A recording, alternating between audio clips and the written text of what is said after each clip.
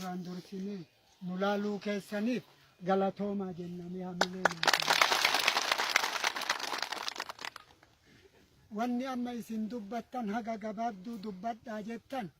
nafa dhiisee afaan dhiise jismiin nu qaaqa waan nagayaa karaa waabee ka isin jettan kun waa meeqa itti dhume namni itti dhume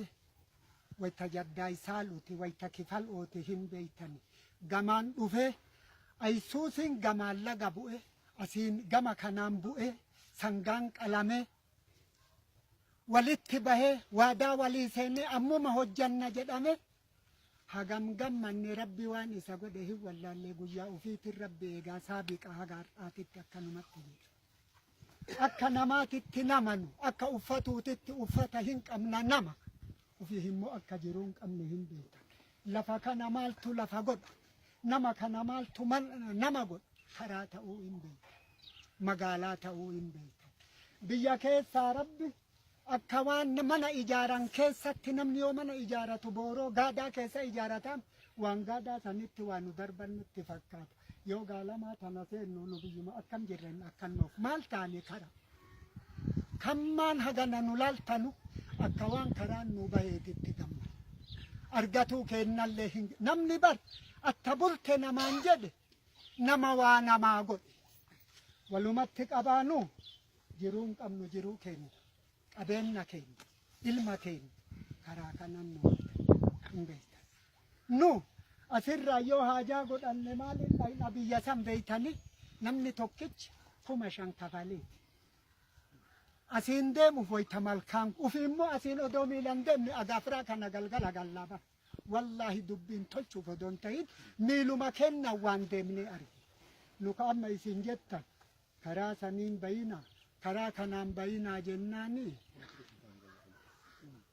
kama fedhe tahe nu ijji keessan eega arge wanni rabbi isaa dubbate lafuma jirti amriin eenyu harka jira rabbi ka haga har'aa kaahe duniyaa gaafa san walitti qabamte ta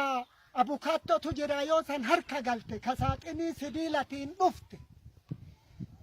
ka gaafa eega kana dargiin dhufe dhiyeessaa jedhanii dhiyeeffamu summuluun maal akka tahe irraa hin beeynu urgasani ima yaadama qaxaroo hin gahini namni martuu kana caalaa dubbatus as keessa jira wanni isiniin jennu kama haga kana argita kama nu argita hireen teenna ima gamte akka namichi jedhe tokko jira dhiifama naa godha rabbii kiyya jedheen zabana nabiyyallaahi Muusaa jedhani hiyyummaa homa xaaree umrii fixatee homaa dhabee jennaan mi ati naa gaafadhu jedheen rabbi masii gaafadha jennaan hireen tiyya hagattii kana moo naa dabaluu hedda jedhiin rabbii kiyyaan jedhe fidii itti argisiisi jedheen qilee keessa fidii maal godhe turtee xap hireen tee tanaa jedhee itti hime tunoo tasaa jettee yaatu jennaan tana abbaanuu hin dhalanne garaa jira jedhu